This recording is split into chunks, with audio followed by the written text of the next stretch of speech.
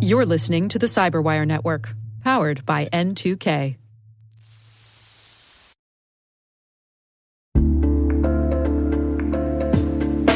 And now, a word from our sponsor, ThreatLocker, the powerful zero-trust enterprise solution that stops ransomware in its tracks. Allow Listing is a deny-by-default software that makes application control simple and fast. Ring fencing is an application containment strategy, ensuring apps can only access the files, registry keys, network resources, and other applications they truly need to function.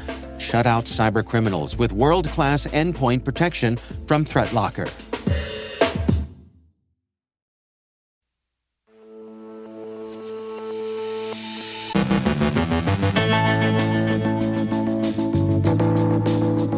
Cisco reveals a phishing-related data breach. SonicWall warns users to disable SSL VPN services after reports of ransomware gangs exploiting a likely zero-day.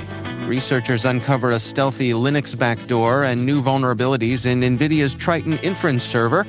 A new malware campaign targets Microsoft 365 users with fake OneDrive emails. The U.S. Treasury warns of rising criminal activity involving cryptocurrency ATMs. Cloudflare accuses an AI startup of using stealthy methods to bypass restrictions on web scraping. A global info stealer campaign compromises over 4,000 victims across 62 countries. Marty Momjian, General Manager of Ready One by Sempris, joins us to talk about Operation Blindspot, a tabletop exercise taking place this week at Black Hat.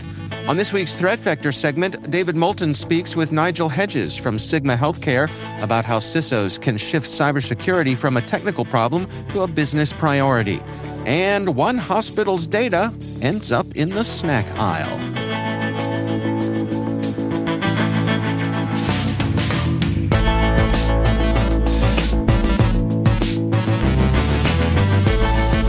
It's Tuesday, August 5th, 2025. I'm Dave Bittner, and this is your CyberWire Intel Briefing.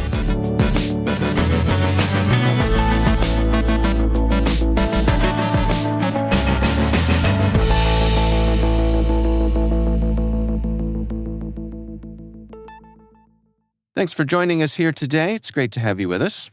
Cisco has revealed that attackers stole user profile data from Cisco.com via a voice phishing scam targeting an employee.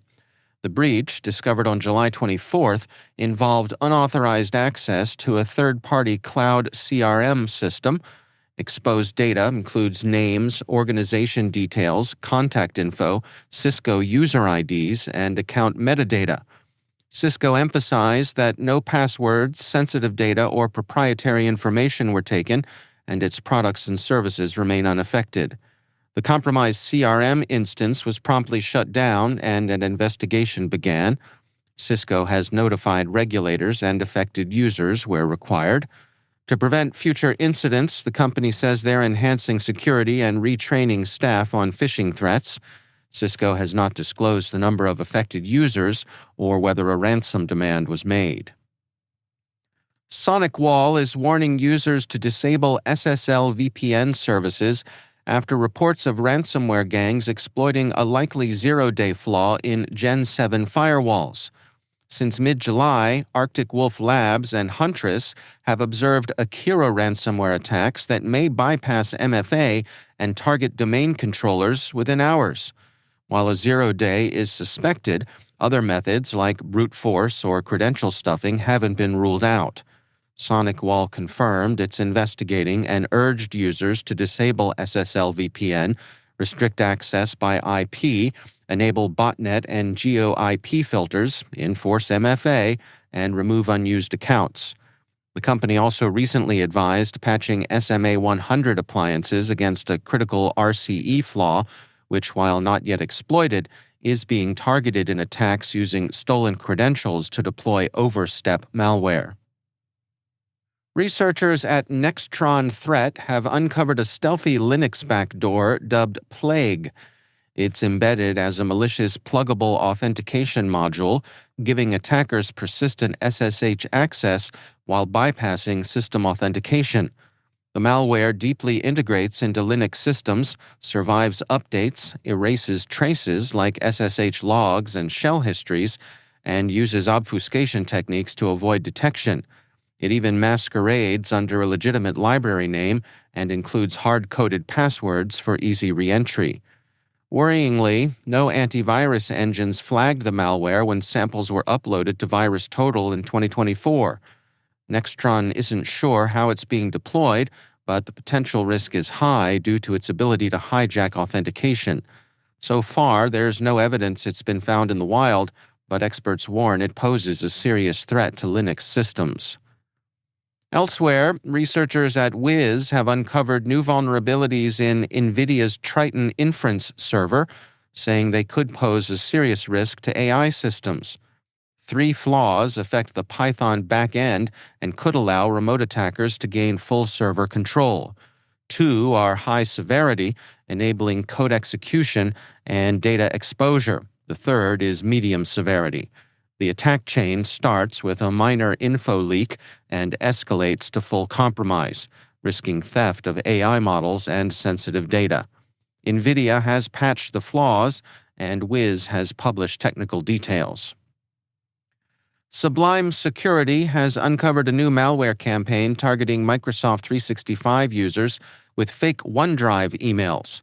The attack begins with a message from a compromised account posing as a OneDrive file share. It includes a deceptive link that appears to lead to a Word document, but instead downloads a malicious installer hosted on Discord CDN. When clicked, it installs 2 remote monitoring tools, a Terra and Splashtop streamer, alongside .NET Runtime 8, giving attackers full remote access. These tools, often used by IT admins, appear legitimate and bypass typical security checks. The dual installation ensures persistent control even if one tool is detected. This sophisticated multi-stage threat highlights the need for caution with unexpected emails and file types. Always verify file extensions and be wary of unusual download sources. The U.S. Treasury's Financial Crimes Enforcement Network, FinCEN, is warning financial institutions about rising criminal activity involving cryptocurrency ATMs, also known as convertible virtual currency kiosks. These machines, often found in places like gas stations, allow users to buy crypto with cash and are increasingly exploited for scams and money laundering. Many operators fail to comply with anti-money laundering rules or register as required. In 2023, the FBI received nearly 11,000 complaints involving these kiosks, totaling $246 million in victim losses. Criminals often target vulnerable groups, especially seniors, using fake tech support scams. FinCEN urges operators and banks to watch for suspicious behavior like repeated sub-threshold transactions or first-time users making large deposits. Legislative efforts are underway to tighten oversight, including a bill requiring kiosk registration, transaction tracing, and consumer protections. Cloudflare has accused AI startup Perplexity of using stealthy methods to bypass website restrictions on web scraping. In a blog post, Cloudflare said Perplexity ignored directives in robots.txt files, which tell bots what content they can access. After receiving complaints, Cloudflare blocked Perplexity's bots and removed them from its list of verified crawlers. The move follows Cloudflare's recent policy giving customers the option to block or charge AI scrapers. Perplexity denies the claims, calling Cloudflare's post a sales pitch and disputing the bot identification. The incident adds to Perplexity's growing controversy, including threats of legal action from the BBC over alleged unauthorized content use. A global info-stealer campaign has compromised over 4,000 victims across 62 countries, stealing more than 200,000 passwords, hundreds of credit card numbers, and 4 million browser cookies. According to Sentinel Labs and Beasley Security, the attacks are tied to Vietnamese-speaking actors using the Python-based PXA stealer, with data sold on Telegram-based markets like Sherlock. The malware uses signed software, like HiHiSoft PDF Reader and Microsoft Word 2013, to sideload malicious DLLs and evade detection. Campaigns in April and July of this year revealed increasingly sophisticated tactics, including decoy documents and multi-stage infections. PXA Stealer targets over 40 browsers and crypto wallet extensions, exfiltrating data via Telegram. The stolen information grants access to victims' bank accounts, crypto apps, VPNs, and more, fueling a thriving underground market for digital identity theft.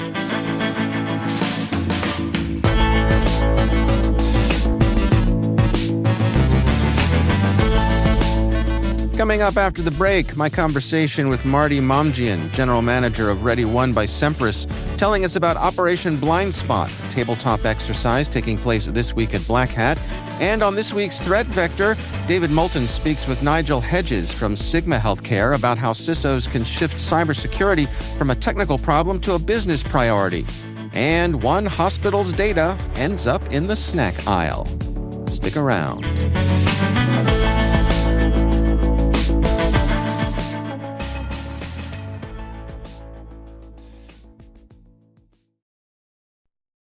New adversary tactics and emerging tech to meet these threats is developing all the time.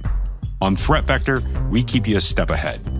We dig deep into the threats that matter and the strategies that work. How do they help that customer know that what they just created is safe? The future is now, and our expectations are wrong. Join me, David Moulton, Senior Director of Thought Leadership for Uni42 at Palo Alto Networks, and our guests who live this work every day. We're not just talking about some encryption and paying multi-million-dollar ransom. We're talking about fundamentally being unable to operate.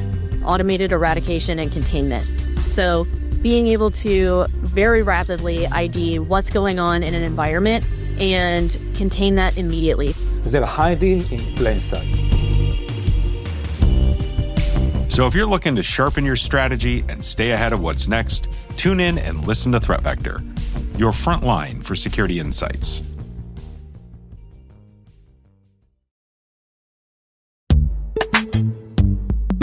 CISOs and CIOs know machine identities now outnumber humans by more than 80-1. And without securing them, trust, uptime, outages, and compliance are at risk. CyberArk is leading the way with the only unified platform purpose-built to secure every machine identity, certificates, secrets, and workloads across all environments, all clouds, and all AI agents. Designed for scale, automation, and quantum readiness, CyberArk helps modern enterprises secure their machine future. Visit cyberark.com/machines to see how.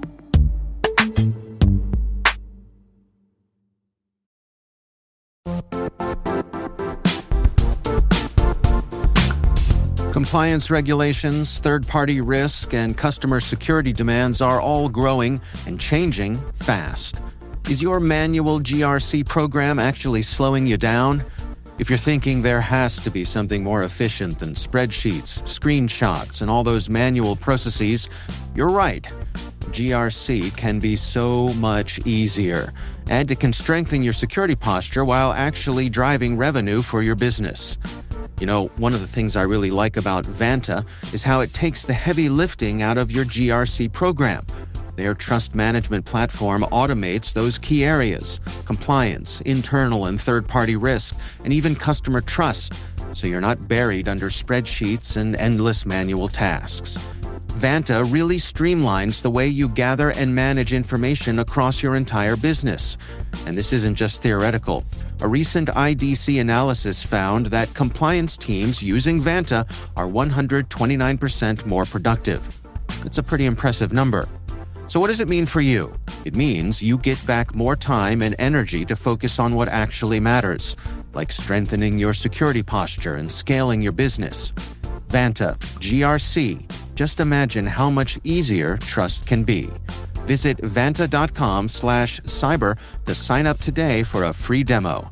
That's vanta.com/cyber.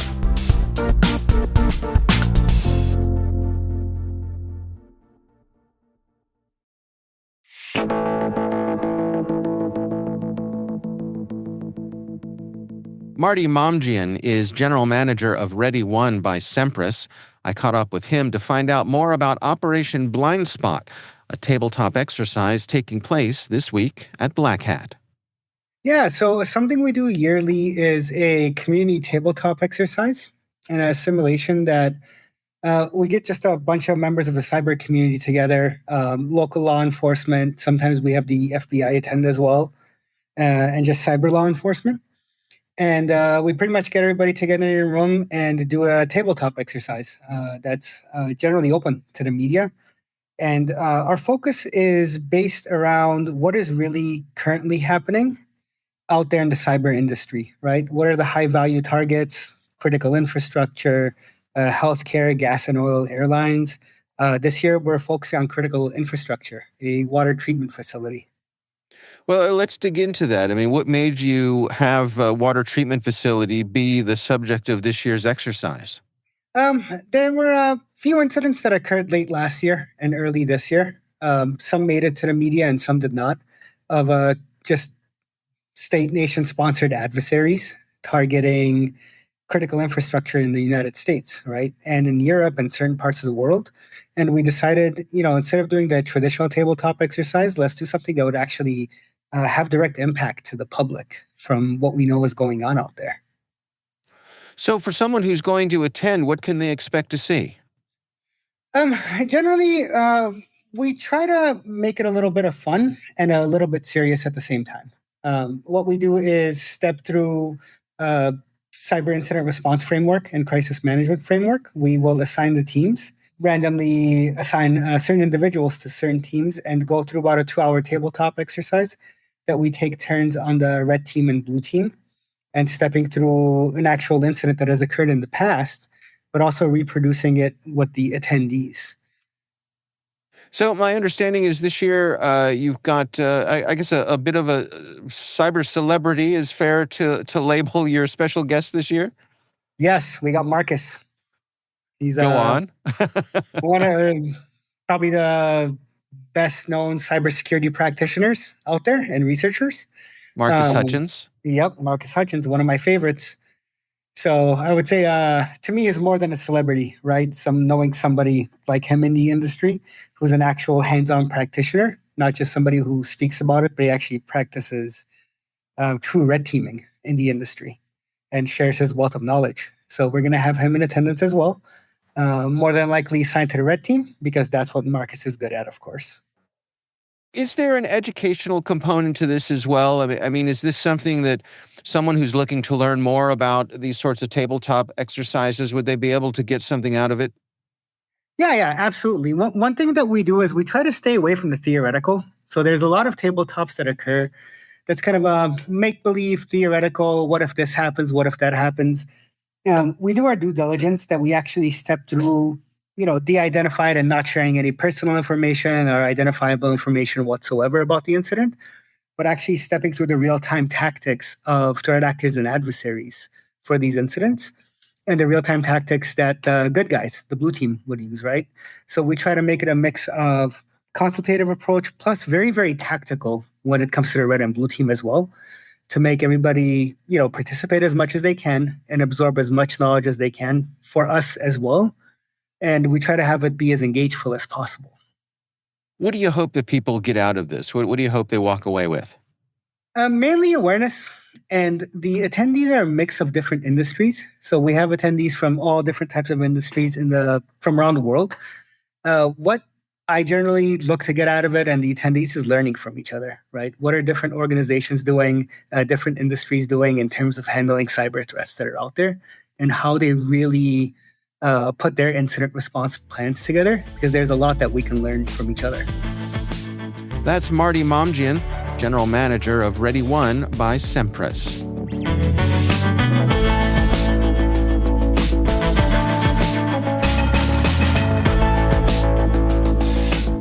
On this week's Threat Vector segment, David Moulton speaks with Nigel Hedges from Sigma Healthcare about how CISOs can shift cybersecurity from a technical problem to a business priority. Hi, I'm David Moulton, host of the Threat Vector podcast, where we break down cybersecurity threats, resilience, and the industry trends that matter most. Right now, we're facing a perfect storm of sophisticated attacks. Chinese state actors exploiting SharePoint flaws to deploy ransomware, affecting over 4,600 compromise attempts on more than 300 organizations worldwide.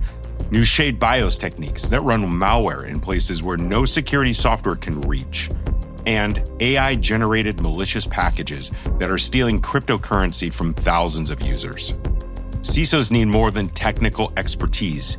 They need to be storytellers who can translate these complex threats into language that boards understand and act upon. What you're about to hear is a snapshot from my conversation with Nigel Hedges, Executive General Manager of Cyber and Risk at Chemist Warehouse, about this challenge. If you like this short segment, you'll love the full episode. The link is in the show notes.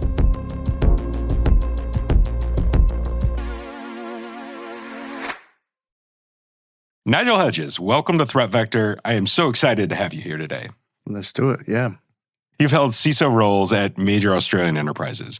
What does it take to elevate cybersecurity from just an IT issue to a business issue in these types of environments?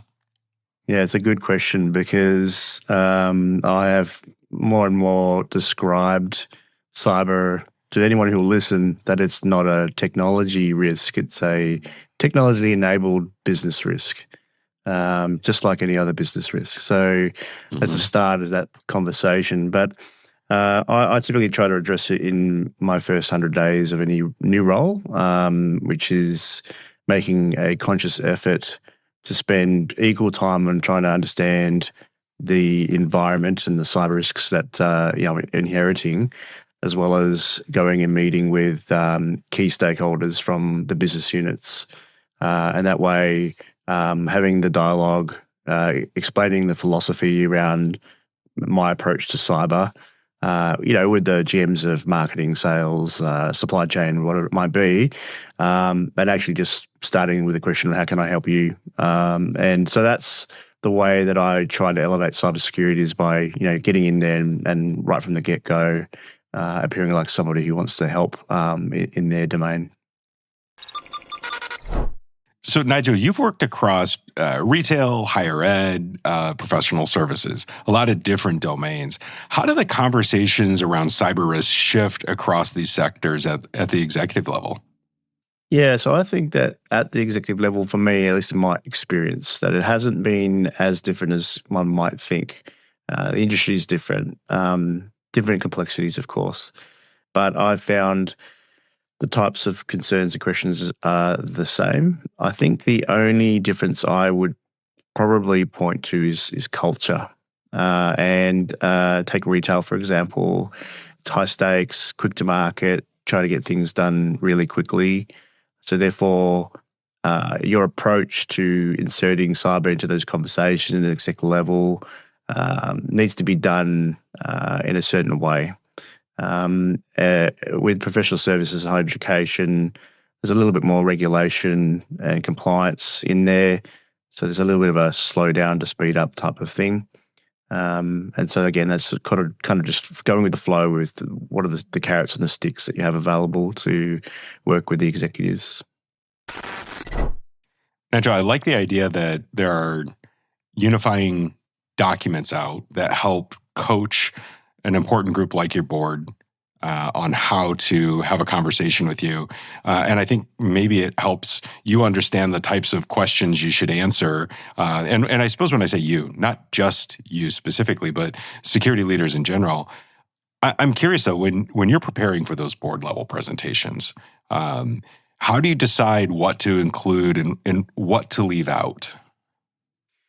Yeah, so for me, I always try to go in with that materiality perspective again. So I am thinking about the types of incidents that have occurred possibly in that period. I'm looking at things that have happened in the market that are of interest, and I will put them into my presentation. And sometimes going into a very busy audit risk committee type of environment, you've got to think that they've probably going to be spending about 4 hours together talking about all sorts of things. So I I try to think of it like I've got 10 minutes to talk. And in fact, out of that 10 minutes, I've got 5 minutes to talk and 5 minutes for questions. The reality is even with that perspective, I've typically gone into audit risk committee and come out 45 minutes later or longer. So, but I've basically tried to apply that approach because when I look at my material, I suddenly say to myself that there's no way I can cover these 8 or 9 things in 5 minutes. So what should I cut out? You have to just be brutal and go back to that material sort of thing. They've got a fiduciary duty of care at the board level especially to protect the organisation and the organisation's interests. So what connects to that? And that's helped me. And now, Nigel, talk to me about your experience. What are the keys of making cybersecurity spending a priority in annual budgets?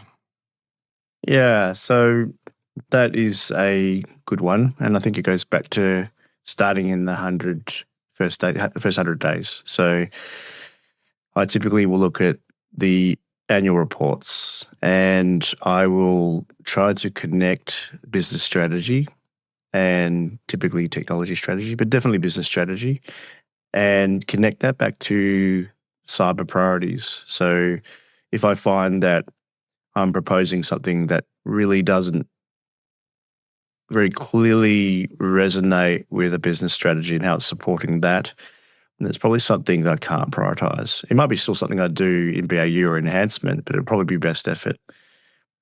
So I'll put things in that map to the business strategy. That's something I kind of learned from the Sherwood Applied Business Security Architecture, or SABSA.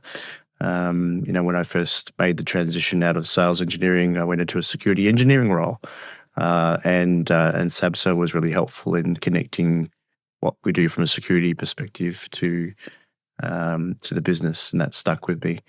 And then if that's clearly in there, then there's some of that kind of hive mind perspective, like are we spending 10% of technology budgets versus everything else that we spend on? So out of the technology budget, are we spending 10% on cyber?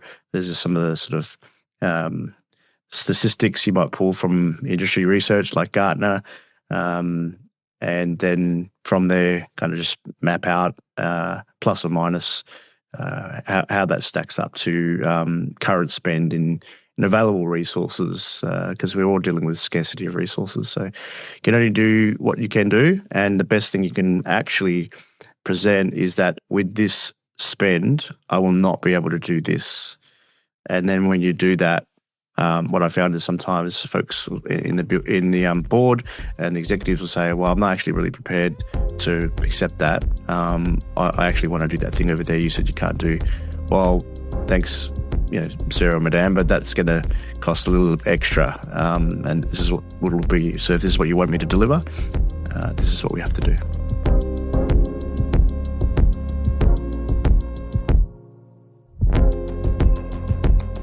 If this got your attention, don't wait.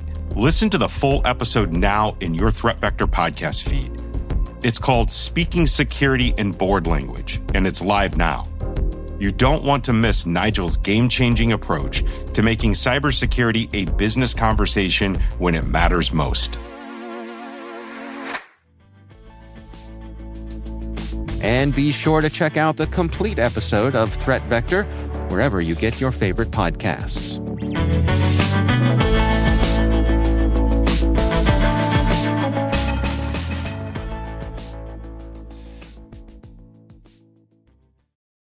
This episode is brought to you by the world's first reposado from Tequila Herradura. Made with slow-cooked, hand-harvested agave sealed into oak barrels and aged 11 months. Before being enjoyed in your glass. Experience the world's first reposado, Tequila Herradura. Please drink responsibly. Responsibility.org. Tequila Herradura. 40% alcohol by volume. Imported by Brown-Forman, Louisville, Kentucky. Herradura is a registered trademark. Copyright 2025 Brown-Forman Corporation. Hey guys, it's CeeDee Lamb, wide receiver for the Dallas Cowboys. I'm partnering with Abercrombie this season to tell you all about their viral denim. All you need to know is denim should fit like this.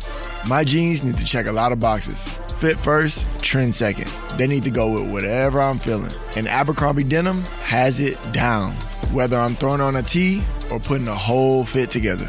Shop Abercrombie Denim in the app, online, and in store.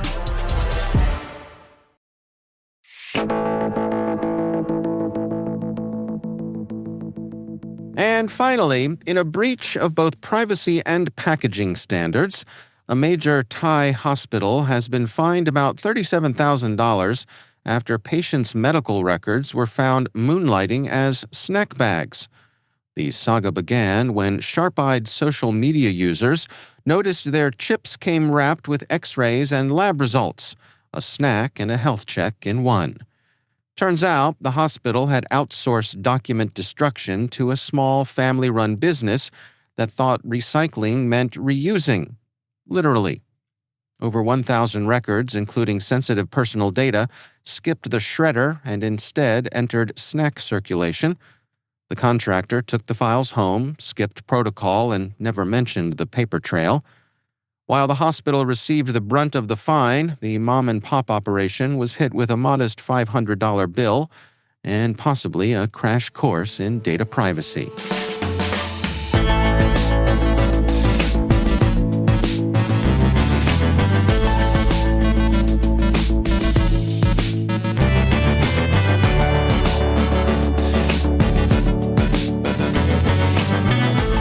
And that's the CyberWire. For links to all of today's stories, check out our daily briefing at thecyberwire.com. We'd love to hear from you. We're conducting our annual audience survey to learn more about our listeners. We're collecting your insights through the end of August this year. There's a link in the show notes. Please take a minute and check it out. N2K's senior producer is Alice Carruth. Our CyberWire producer is Liz Stokes. We're mixed by Trey Hester with original music by Elliot Peltzman. Our executive producer is Jennifer Iben. Peter Kilpie is our publisher, and I'm Dave Bittner. Thanks for listening. We'll see you back here tomorrow.